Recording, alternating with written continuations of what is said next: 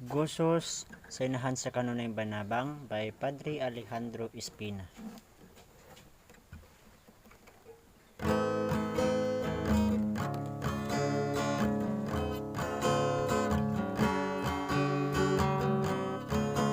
Uulay nga inahan sa Ginoo, ug sa kanunay nga panabang, imo kami nga panabangan, among maluluyong inahan. Sa mga bugton mo ikubos ang imong anak nga si Jesus. Siya ang gugma mong tiunay, ug ang tibuok mong kalipay. Uulay nga inahan sa Ginoo, ug sa kanunay nga panabang, imo kami nga panabangan, among maluluyong inahan.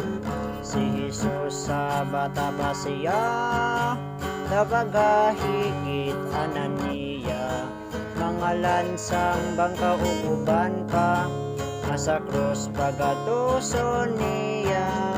Uulay nga inahan sa Ginoo, ug sa kanunay nga panabang, imo kami nga panabangan, among maluluyong inahan. Di man usab sa inahan ang mga giantos anak niya, ayang sala sa mga katawhan, mauman ang naingnan niya. Uulay nga inahan sa Ginoo, ug sa kanunay nga panabang, imo kami nga panabangan, among maluluyong inahan. Si Jesus kanimo mingkupot, kay kanimo iyang gipasabot, kung masulog kong panahon, nga sa krus ya pagadupon. Uulay nga inahan sa Ginoo, ug sa kanunay nga panabang, imo kami nga panabangan, among maluluyong inahan. Inahan ilingi mo kanamo, ang mga mata mong maluluyon, ug sa Dios kami ikampo, aron sa mga sala pasayloon. Uulay nga inahan sa Ginoo, ug sa kanunay nga panabang, imo kami nga panabangan, among maluluyong inahan.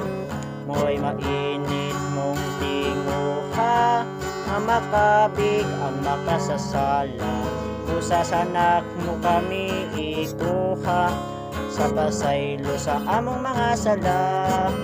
Uulay nga inahan sa Ginoo, ug sa kanunay nga panabang, imo kami nga panabangan, among maluluyong inahan. Inahan sa matahong nga gugma, kanimo among gipangamuyo, nga kami unta magapuyo, sa mga panabang mo grasya.